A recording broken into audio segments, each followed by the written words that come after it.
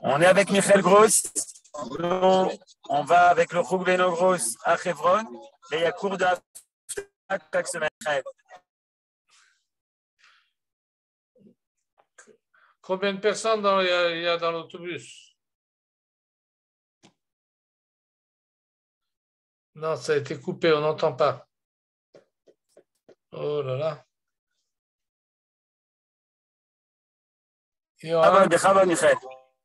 Ok, התחלנו, בסדר. טוב, on va commencer. La technologie est problématique aujourd'hui. Shalom לכולם, ערב טוב. Bonsoir, Monsieur Marc. On s'est rencontrés cette semaine. Votre micro est fermé, alors on ne vous entend pas. Bonsoir. Enlève le Marc. Enlève le monsieur. Ok. Erev Tov Kulam. D'abord, une petite annonce parce que c'est le dernier cours de l'année. Ah. Étant donné, oui.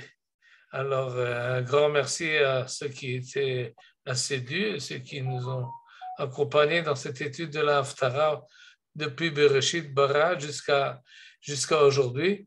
Et il a fait. Et on devra continuer la semaine prochaine, évidemment.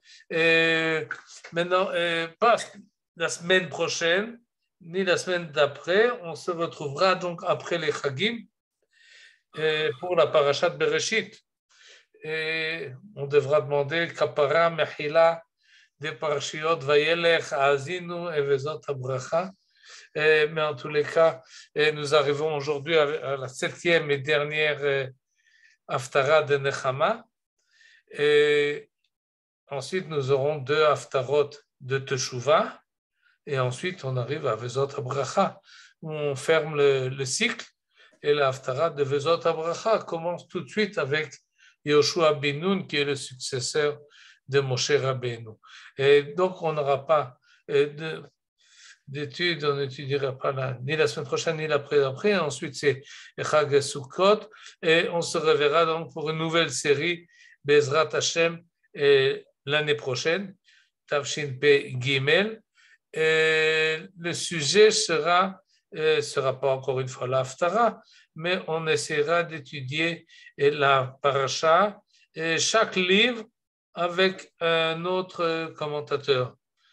Un commentateur va nous accompagner tout le long de Bereshit, et ensuite un autre pour Shemot, et un troisième pour Vaïkra, et ainsi de suite, ce qui nous permettra à la fois d'étudier la paracha de manière approfondie, et aussi de voir un peu quelle est la méthode et quelle est la pensée de chacun des commentateurs qu'on va choisir. Je n'ai pas encore vraiment choisi celui qui va commencer le livre de Bereshit. J'hésite encore un peu. Et évidemment, le premier choix tombe toujours sur Rashi parce que c'est le commentateur, mais peut-être qu'il faudrait mieux commencer par ceux qui l'ont précédé, entre autres Rav Saadia Gaon. Et si on veut faire du pshat, si on veut faire du midrash, alors évidemment, on va encore plus antérieurement. Et on va voir. En tout cas, ça c'est le projet pour l'année prochaine. Mais finissons quand même cette année. Et cette année se finit en fait en beauté avec Sos Astis Bashem, Tagel Nafshi Be'Elohai. Et tout le monde dit que c'est la Haftara de Nechama. Et déjà les balais à Tosafot, les petits-fils de Rashi ont fait cette remarque que les Haftarot de Nechama vont en crescendo, vont en montée, et plus on avance, et plus la Geoula se précise et s'amplifie. Et Sos Assis Bashem, c'est le summum des chapitres de Yeshayahu Hanavi concernant la Géoula. Ce n'est pas les derniers chapitres, il y a encore 2 ou 3, mais ils vont dans une autre direction. Mais effectivement, comme nous allons le voir, notre chapitre cette fois-ci est vraiment extraordinaire. Alors, il faut que je trouve où c'est ça. C'est ça. Non, c'est ça. Voilà, cher.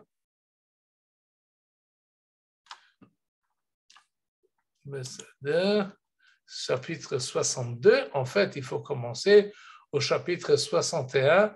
L'annonce n'est pas sortie assez tôt pour que vous puissiez voir, elle est vraiment sortie de ces dernières minutes. Et la Haftara commence au chapitre 61 pour l'ensemble du peuple juif au verset 10. Les Thémanites ajoutent un verset, le verset 9. Mais nous commençons au verset 10, on continuera au chapitre 62 et on complétera avec le chapitre 63. Et donc, il faut tout de suite commencer. Et on va commencer tout de suite. Sos asis bashem tagel nafshi beelohai ki ilbishani bigdei yesha me'il tzedaka ya'atani kechatan yechahen pe'er vechakala te'ade chelea. Et tout le monde reconnaît ici le khatan et la kala, le fiancé et la fiancée, le mari et la mariée. Et en fait, on est ici dans une cérémonie de choupa. Et c'est ce qu'on dit ici. Sos asis bachem, je veux me réjouir pleinement. Le mot pleinement, sans doute, a été pris du fait qu'il y a marqué sos asis. Cette répétition-là a amené le traducteur à ajouter. Et je veux me réjouir pleinement en l'Éternel. Tagel nafshi be'elohai, que mon âme se délecte en mon Dieu, car il m'a revêtu de la livrée du salut, enveloppé. Donc on est déjà après. C'est pas l'annonce du salut. C'est pas je vais te sortir de la galoute. Ça y est, on y est. Alors, il bishani bigdei yesha. On a déjà mis les habits de la Yeshua, de la délivrance, mais il tzedaka, Atani, il m'a enveloppé du manteau de la victoire, comme ça. Il traduit, je ne sais pas pourquoi il dit tzedaka, victoire, c'est rare qu'on traduit de cette manière-là, mais dans le sens général du verset, ça convient,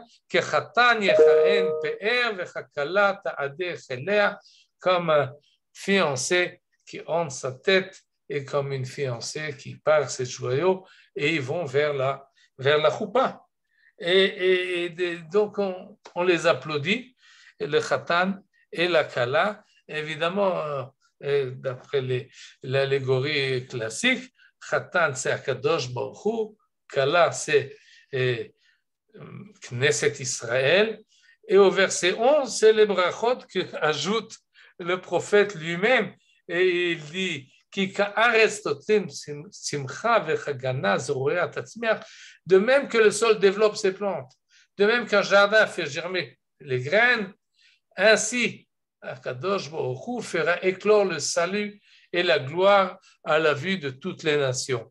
Yatzmiach tzedaka ou teila, le même tzedaka qu'on a vu dans le verset précédent, c'est comme si, et là c'est à la troisième personne, oui, il fait une prière. Hashem Elohim, Yatzmiach tzedaka ou teila, neged kol hagoyim, neged c'est pas contre, ou à l'encontre, mais plutôt vers, ou plutôt en face de tous les goïms qui sont peut-être présents et qui assistent à cette roupa. Et il faut continuer directement avec le chapitre suivant. Le man Sion lo echeshe ou le man Yerushalayim lo eshkot.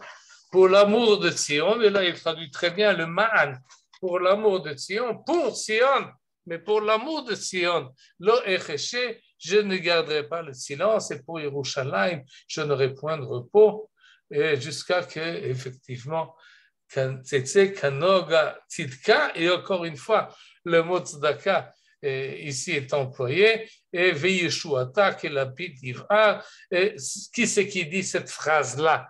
Lo echeshe, je ne garderai pas le silence. Eh bien, c'est le Khatan qui le dit. Et il le dit à sa fiancée, à la Kala. Et il lui dit, maintenant, on va ensemble et je ne garderai plus le silence et je n'aurai point de repos jusqu'à que tout le monde verra le jet de ta lumière et comme une torche enflammée. Et lorsqu'on entend ces termes-là, lo echeshe ou lo man Yerushalayim lo eshkot, tout celui qui était khatan sous la choupa se rappelle ce qu'il a dit.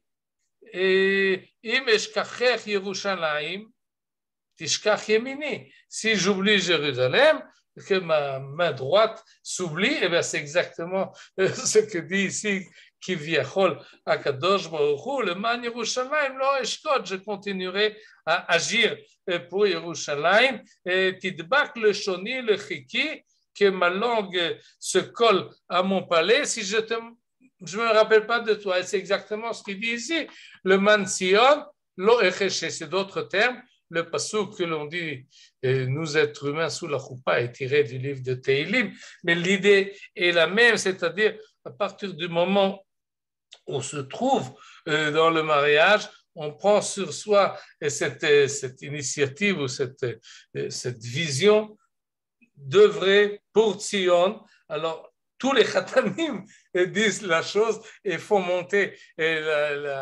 le rappel de Yerushalayim au-dessus de leur tête. Tout de suite, on va voir ce que dit là-dessus le Khatan, mais le Kadosh Baruch Hu, il s'exprime dans la même lignée, et tous autour sont là. Ça, c'est tous ceux qui sont autour de la choupa, tous les invités qui sont là et qui applaudissent et qui sont heureux d'être présents, et ils verront encore une fois le même terme, tzidka, qu'on a déjà vu maintenant dans le 4e verset, Ra'u goim tzidkech. Et oui, la tzedaka, dans tous les termes que l'on veut, y compris celles que nous emploierons dans quelques jours à propos de Tchouva, ou Tfila, ou Tzedaka, ma'avirim et roa agzera. Et déjà Yeshayahu nous a dit que Yerushalayim sera sauvé par la tzedaka, et dans tous les termes, dans toutes les traductions qu'on peut trouver à ces termes, en tous les cas, Vera'u goim tzidker, tout le monde seront témoins, acceptons la traduction, de ton triomphe et de ta gloire, et voilà, qui sont tous là. Et Akadosh Baruch Hu le Khatan fait monter al Rosh Simchato au-dessus de sa tête, oui, le Yerushalayim. Vaït ateret tiferet, et tu seras une couronne glorieuse aux mains de l'Éternel et un diadème royal dans la paume de ton Dieu.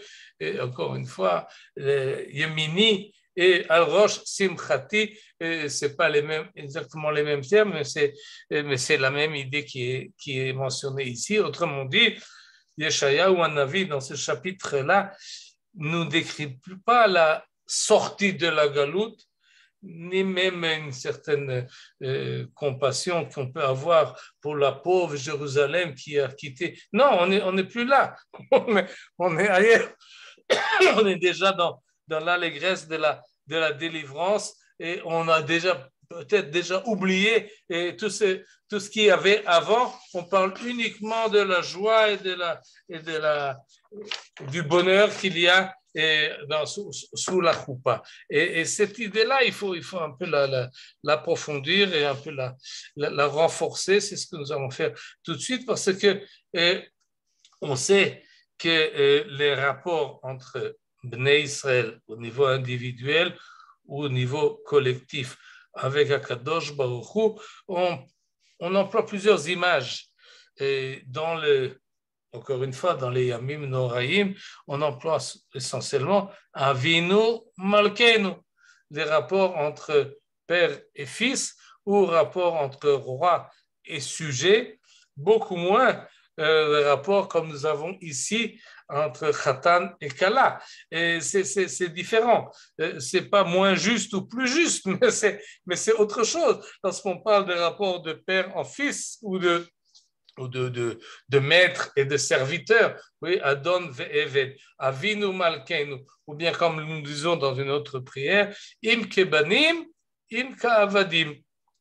Tu peux nous relater à nous, soit comme tes fils, quoi comme tes serviteurs, de toute façon, aide-nous. Il y a ici une soumission, une hiérarchie, une dépendance qui est évidente, et on demande à Kadosh Baruch Hu d'avoir pitié de nous, et c'est ça le rachem, yerachamenu, et donc quand on parle de ces relations-là, c'est différent, c'est autre chose. Alors que lorsqu'on parle maintenant pour l'amour de Tzion, on parle d'un rapport de Khatan et de Kala. À ce moment-là, il n'y a plus de hiérarchie pratiquement.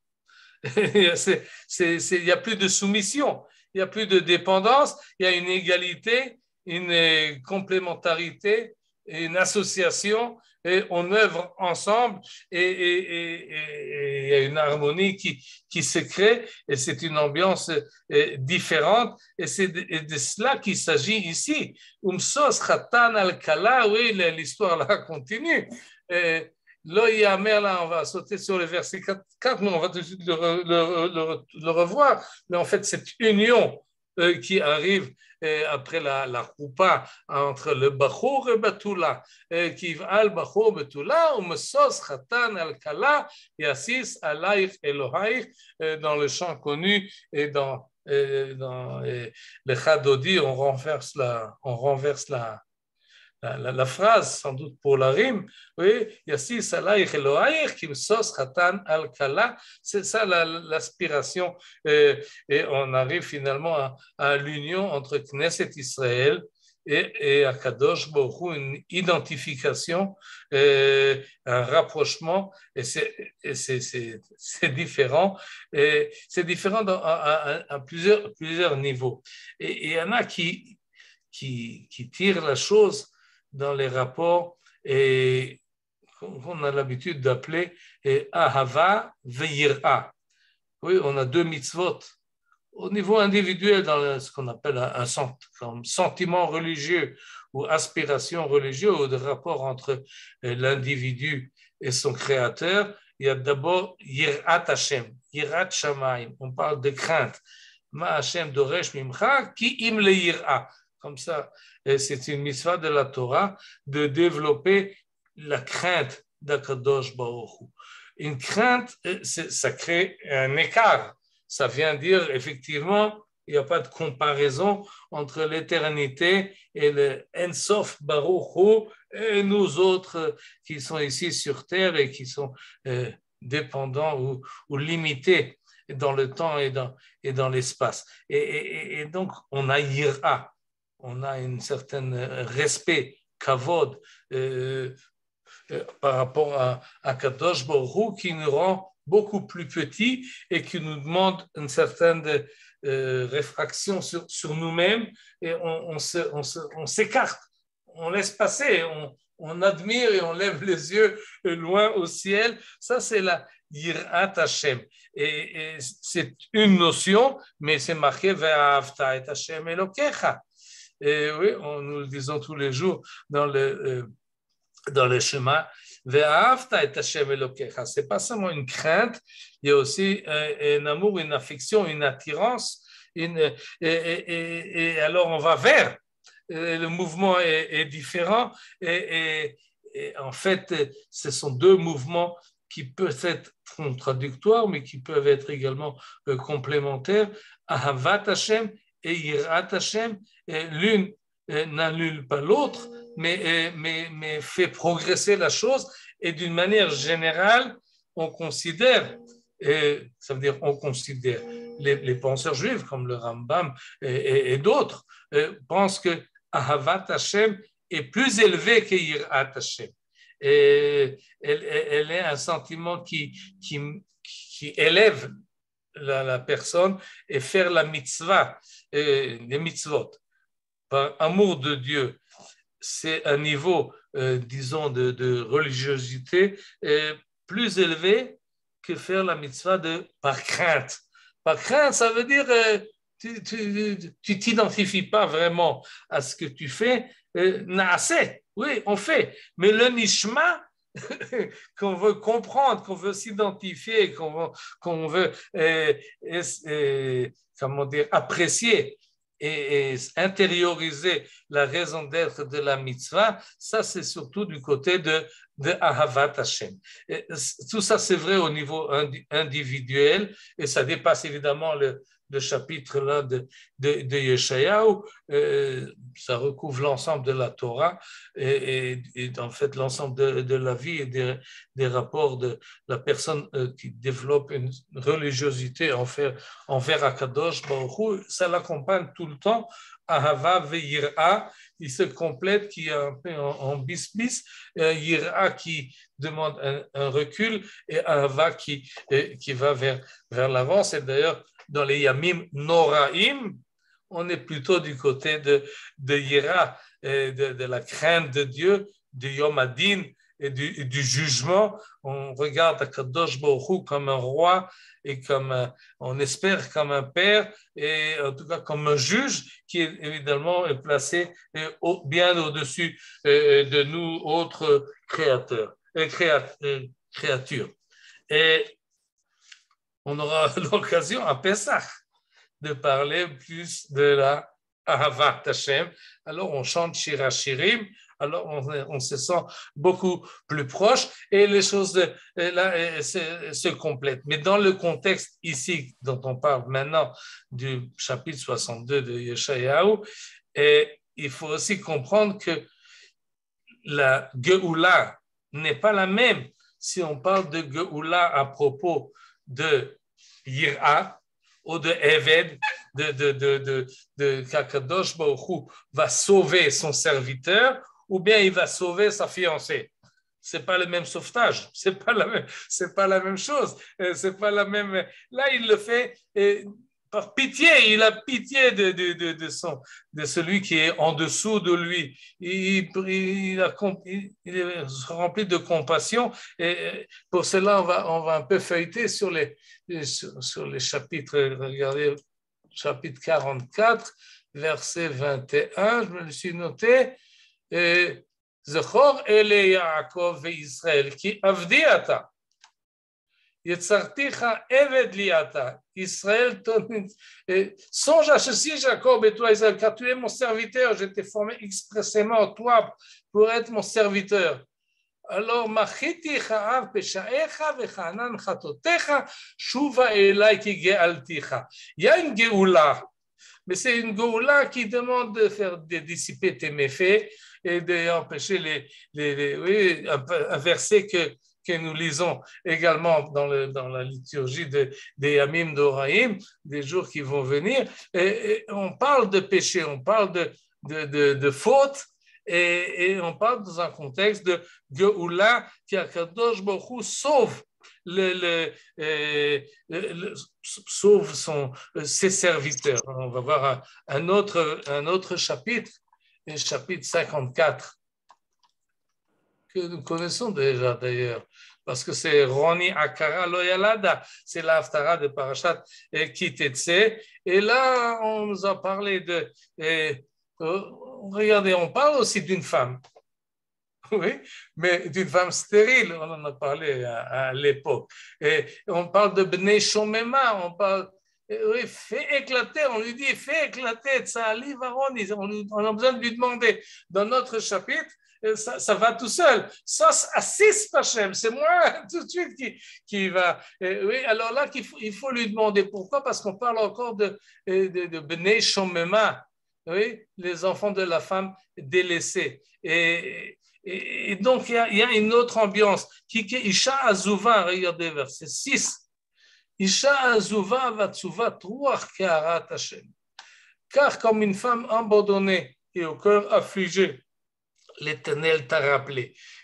Ok, donc on parle de l'époque de la Galoute et on a vu ce chapitre-là avec le Malbim qui nous a expliqué les parallèles, mais on a une impression, oui, on nous rappelle encore la colère d'Akadosh Baruch Hu. Alors, même Ania Sohara Lo Nuchama un battu par la tombe, privé de consolation. Alors que lorsqu'on passe à notre chapitre, à nous, ici chapitre 62, l'ambiance est entièrement différente. Lo yamer lach od azuva. On ne parle plus de cela. C'est fini. Pas seulement on mentionne, mais c'est déplacé. De rappeler la galoute au moment de la délivrance. Non, c'est plus Lo yarech od shemama. Pourquoi? Kilach yikareh cheftiba, c'est le verset 4 que nous avons sauté tout à l'heure. Kilach yikareh cheftiba. Et là, le traducteur nous dit, et comment il traduit ça? Toi, tu auras un nom, celle que j'aime. C'est pas mal, mais cheftiba. Chefti, c'est ce que je veux, mon attirance, comment dire, ce qui m'importe, c'est toi. Chefti dit à Kadosh Baruch Hu, tout ce que je veux, c'est elle. Ou le Arzer Beoula qui chafetz Hashem Bach, car Kadosh Baruch Hu veut toi. Et il dit ici la bien-aimée. Et ok, qui chafetz Hashem Bach. Et cette expression-là, elle est forte. Akadosh Baruch Hu veut le peuple juif. Il est plus placé en sauveur, ils sont placés côte à côte. Et donc, le sauvetage est déjà différent lorsqu'il se passe par amour ou par compassion. Et même l'avènement, la Geoula, c'est pas qu'Akadosh Baruch Hu cherche un Eved, un serviteur qui le servent. C'est dans le contexte du chapitre 62, c'est un projet commun. Oui, et c'est le rapport entre Akadosh Baruch Hu, Sos Assis Bashem, et comme on l'a vu, on va revoir ces versets-là qui sont vraiment très jolis. Oui, Sos Assis Bashem, je veux me réjouir pleinement en l'Éternel. Les rapports sont en fait parallèles. Lui se prépare dans sa chambre, elle se prépare dans la sienne, et ils ont un projet commun. Et la Geoula devient un projet commun entre Akadosh Baruch Hu et Am Israël vont ensemble faire leur projet. En fait, la Geoula n'est pas une fin, n'est pas une apothéose, n'est pas la fin de l'histoire. Au contraire, comme tout choupa, comme tout mariage, c'est effectivement une fin de l'époque de la séparation, mais en fait, c'est un début. À partir de ce moment-là, on commence à créer et à faire quelque chose ensemble, et c'est cela que veut dire ici Yeshayahu Hanavi lorsqu'il préfère employer pour le summum de la Géoula pas une allégorie de roi et de sujet, mais une allégorie de Khatan et de Kala, parce que ça permet à partir de ce moment-là d'aller plus en avant et de continuer le projet divin qui a commencé avec la création, qui a eu une certaine interruption, mais maintenant elle recommence, et ça a en fait un renouveau, et c'est cela de cela nous parle le 7e Nechama, où le mot Nechama n'a plus besoin d'être employé. Il n'y a pas de consolation, parce que quand on console, c'est encore dépendant un rappel de la situation d'avant, alors qu'ici on va vers l'avenir et pas vers le passé. Peut-être on va encore regarder un chapitre 40. Lui aussi nous l'avons vu. Oui, Nachamu Ami. C'était le premier Parashat Vaetchanan, tout de suite après Tisha B'Av. Alors évidemment, on est encore sous le choc de la destruction. Alors, il faut consoler. Et on a vu par la suite qu'effectivement, jusqu'au 6e stade, il fallait employer ce mot Nechama encore une fois et encore une fois. Et c'est là, et ça s'accompagne avec ce qui nous est dit ici, qui nirtza avona, qui lakra miyad Hashem kiflaim bechol chatotea. Oui, que son crime est expié. Dites-lui que son crime, criez-lui que son temps d'épreuve est fini, que son crime est expié. Alors que dans notre chapitre, il n'y a pas de chataim. Il n'y a pas de besoin d'expiation. Il n'y a pas besoin de parler d'épreuve. Non, c'est passé. On n'en parle plus. Et c'est comme si, d'ailleurs, le khatan et la kala, et comme ça nous dit la tradition, lorsqu'ils rentrent sous la choupa, eh bien, ils n'ont plus de khataïm, ils n'ont plus de fautes. Il y a un minag chez les Ashkenazim de la veille le jour de la choupa, à la tfila de Mincha, on fait vidouille, le vidouille de Yom Kippour. Oui, le khatan, il fait un chet, etc. Et il fait un grand vidouille pour dire à partir, et quand il finit ce vidouille-là, il est un être nouveau et toutes ses fautes sont expiées, pas expiées, n'existent plus. Il commence à zéro. Il se remet sur la première case avec son épouse et on recommence le projet. Et donc, c'est de cela que parle en fait le chapitre 62. Et une situation où il n'y a plus de faute, il n'y a rien. Et on peut, tout est bien en place, tout est comme il faut. Et il y a un petit rappel, Nishba Hashem biyemino ubizroa uzo. אם אתן את דגנך עוד מאכל לאויבייך ואם ישתו בני נכר תירושך אשר יגד בו. L'Éternel jure par sa droite et son bras puissant. Jamais plus je ne livrerai ton blé en pâture à tes ennemis. Jamais plus les fils de l'étranger ne boiront ton vin, fruit de ton labeur. Ceux qui l'auront récolté le mangeront et célébreront l'Éternel, Vilelou et Hachem, et ceux qui l'auront recueilli le boiront. Et pourquoi je m'arrête là sur ce verset-là? Parce que peut-être vous vous rappelez on va revoir ça, de Parashat Hashavua, Parashat Kitavo, la Tochecha. Et c'était, oui, regardez, on va faire ça très rapidement. Deutéronome, chapitre 28. Voilà, c'est ce que nous avons lu ce Shabbat dernier.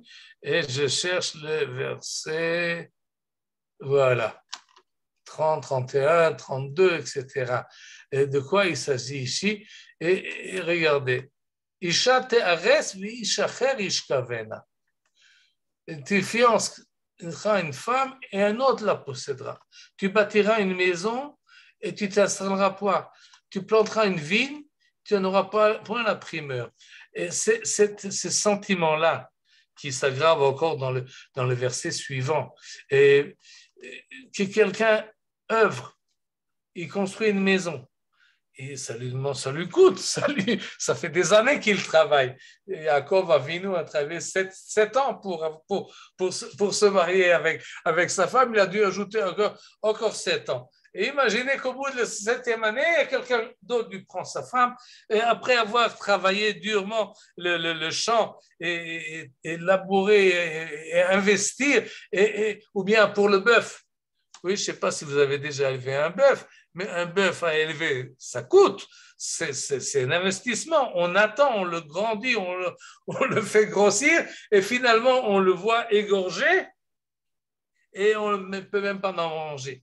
Ce sentiment-là que tous nos efforts vont ailleurs, d'ailleurs, Yeshaya en a parlé lorsqu'il nous a donné l'image de celui sur lequel les autres peuples lui marchent sur le dos. Ça, c'est la klala, ça, c'est la tochecha, ça, c'est la chose la plus grave, que tout ton investissement, toute la sueur de ton front, tu ne peux pas même, tu n'as pas la possibilité d'en profiter. Et personne ne t'aide, et tu vois cela, et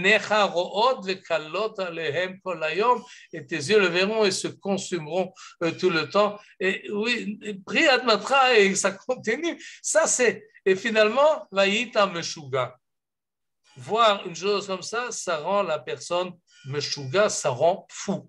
Et contre cette possibilité-là, que quelqu'un d'autre profitera de tes labeurs. Et nous dit la Haftara, on va maintenant revenir, et dans Yeshayahu, Isaïe 62, c'est formidable, c'est comment on peut comme ça feuilleter rapidement. Alors nous dit le verset, et je pense en parallèle avec ce qu'on Im eten nishba Hashem bimino vizro uzo. Il n'y aura plus de klala, il n'y aura que des brachot. Im eten de deganer od ma'achal le'ovaich. Et ça, c'est le compliment. Tout ce que tu fais, ma chère femme, c'est toi qui pourras en profiter. Mais asfav yochlu, ceux qui l'auront récolté le mangeront. Vehillelu et Hashem, et la hallel et Hashem, c'est contraire au chillelu. Oui, il y a chillelu, on l'a vu, je ne vais pas revenir maintenant dans le verset de la paracha, mais en fait, quand on a une vigne, on attend 4 ans, et à partir de la 4e année, on l'amène au Beth Amikdash, et ça, c'est Vehillelu et Hashem. Tu rassembles toutes, on est bientôt Chag Asukot, Chag Asif, et on pourra donc amener tous nos fruits au Beth Amikdash, ou Mekabtsav Yeshetu, ce n'est pas les autres qui buvront, je ne sais pas, c'est toujours compliqué avec ce verbe-là, mais en tous les cas, ce n'est pas les autres, mais nous, ceux qui l'auront recueilli, le boiront dans les parvis de mon sanctuaire. Et oui, et on peut continuer, on continue, parce qu'on a encore quelques minutes. Ivro, Bachéarim. Passez par les portes, faites débiller la route du peuple. Pas nous, Derech Ha'am. Solo Amesila, Saklou et Even. Maintenant, je ne sais pas si vous vous rappelez, mais vous devez vous rappeler. Une phrase qui ressemble beaucoup. Et de quoi il s'agit ici dans ce verset 10? Et ouvrez les portes, débayez la route. Pour qui? Pour le peuple. Le peuple qui passe par la porte vient de l'intérieur et va proclamer sa joie et son message. Levez l'étendard pour toutes les nations. Or, lorsque nous avons commencé la série de ces Nechamot, au chapitre 40, de quoi on a parlé? Kol Koreba Midbar. Panu derech Hashem. Chez nous, c'est marqué Panu derech Ha'am. Là-bas, c'était marqué Panu derech Hashem. Yeshru ba'arava mesila le'Eloheinu. Presque les mêmes termes, c'est le même Yeshayahu, mais à l'époque, il nous disait laissez passer l'Éternel. Laissez passer à Kadosh Baruch Hu parce qu'il veut venir et faire sauver son peuple vers où Kol Basar Kipi Hashem Diber. Alors que dans notre verset à nous, c'est le peuple juif le Am Israël, Ivro Bachéarim, qui sont à l'intérieur de Tzion et qui sont bien gardés, comme nous dit le verset 6, et il n'y a pas de problème d'ouvrir les portes et d'aller en dehors, laisser passer le peuple qui a quelque chose à dire à l'ensemble des nations.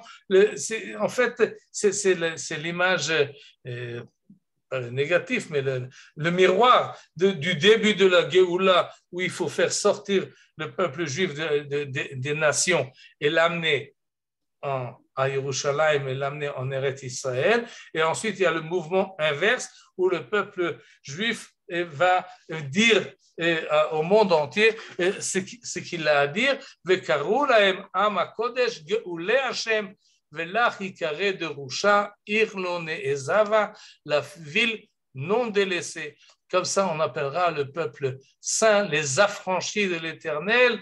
Tu auras un nom, la recherchée, la ville non délaissée. Et on aurait pu s'arrêter là, mais ceux qui ont choisi et fixé les haftarot nous ont ajouté encore quelques versets du chapitre 63.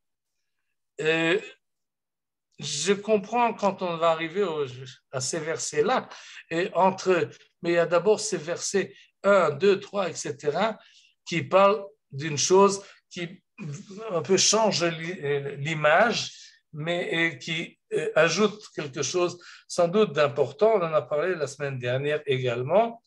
et c'est l'image de la vengeance. Yom Nakam Belibi, Ushnat Geulai Ba, c'est un jour de revanche. Revanche, c'est un peu atténuer la chose. Yom Nakam, Nakama, c'est une vengeance, c'est pas seulement une revanche. Et on a cette image-là que l'Éternel vient. Mi Zeba, mi Edom. Il arrive de Edom, il arrive de Botsra, et ses vêtements sont entièrement rouges. Comme si, pourquoi ils sont rouges? Madoua Adom Lilvushecha. Pourquoi cette couleur rouge de ton vêtement? Pourquoi tu as l'air de quelqu'un qui a vendangé? Et la réponse, c'est que j'ai foulé une cuvée à moi tout seul. Et d'entre les nations, personne n'a été avec moi. Je les ai pressurés dans ma colère, écrasés dans mon courroux. Leur sève a rejailli sur mes vêtements et mes habits en sont tous souillés. Et c'est une image qui complète, ou en tout cas va à l'envers de ce que nous avons, Kechatan Yechaen PR, les vêtements du mari qui était déjà tout propre. Là, Yeshayahu nous rappelle qu'en fait, il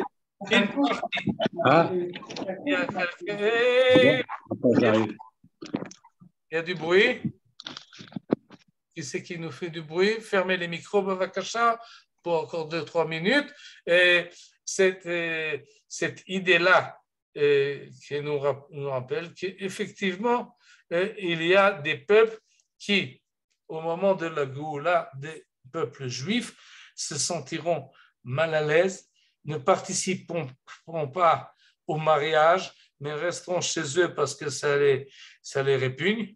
Alors ces gens-là, qui ne comprennent pas que, en fait, la Géoula d'Israël, c'est une Géoula pour l'ensemble de l'humanité, et qui voient dans le peuple juif un ennemi, parce que le peuple juif représente l'antithèse de ce qu'eux veulent développer, alors une partie de la Géoula sera de les éliminer et de les exterminer même. Ils n'auront plus leur poids dans la politique internationale, et je broyais des peuples dans ma colère, je les ai étourdis dans ma fureur et fait couler leur sève à terre. Mais on passe tout de suite, c'est pas là-dessus qu'on finit. Chasdei Hashem askir, Teilot Hashem, Ke'al Hashem Malanu Hashem, et je vous rappelle qu'on a déjà vu plus d'une fois que le prophète Isaïe devait convaincre le peuple juif lui-même de sortir de la galoute.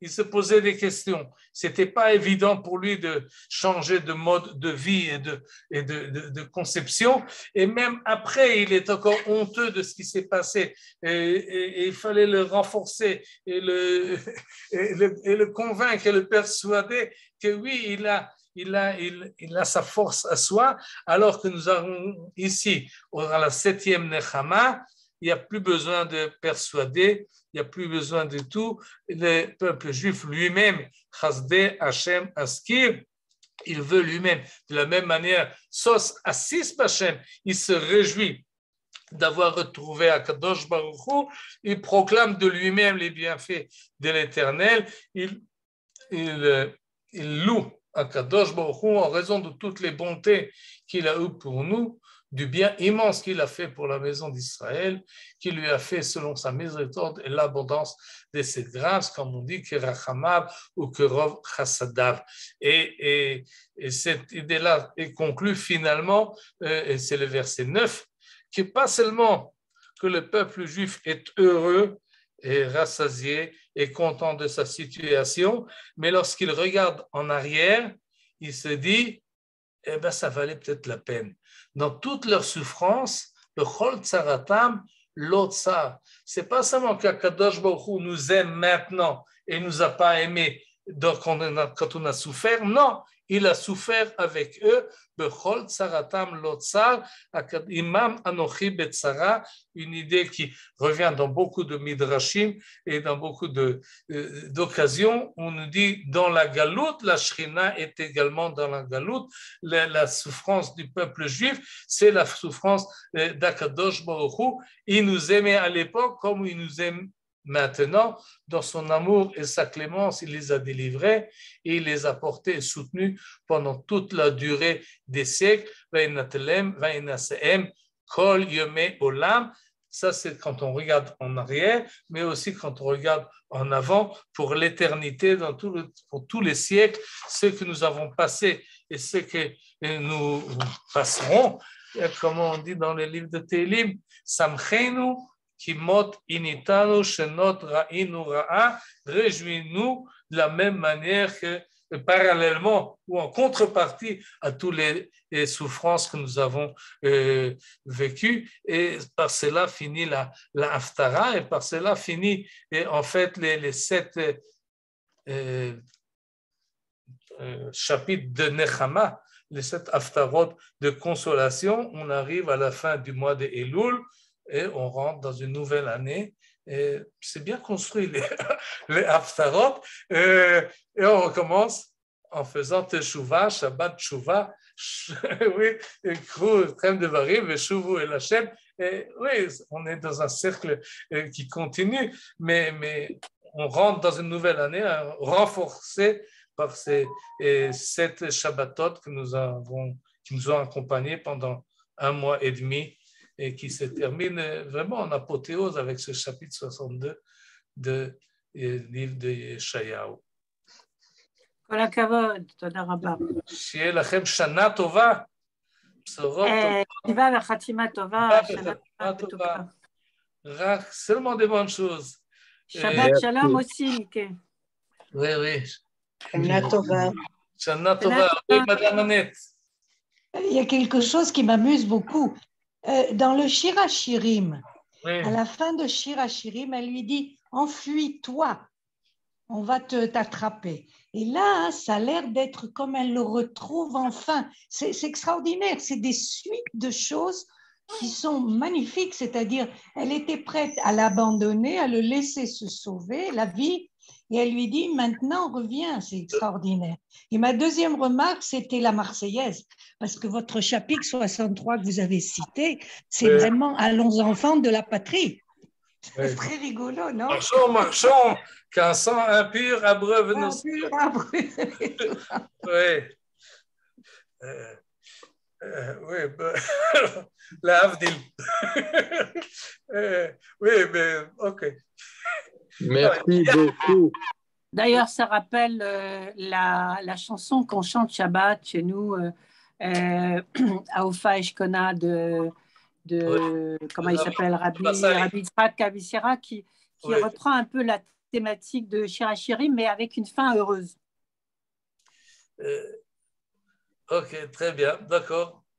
Merci c'est ce qu'on chante tous les Shabbats, nous, les Sfardim. Shabbat Shalom. Et j'espère que nous nous retrouverons de l'autre côté de Rosh Hashanah. Nouvelle année. En tout cas, après Sukkot, chez Chag Sameach. Chag Sameach. Je voudrais quand même vous remercier. Kol Tov, Bsorot Tovot. Shana Tova Umutuka, Chag Sameach. Chag Sameach. Chag Sameach, Shana Tova. Shana Tova, Madame Gross.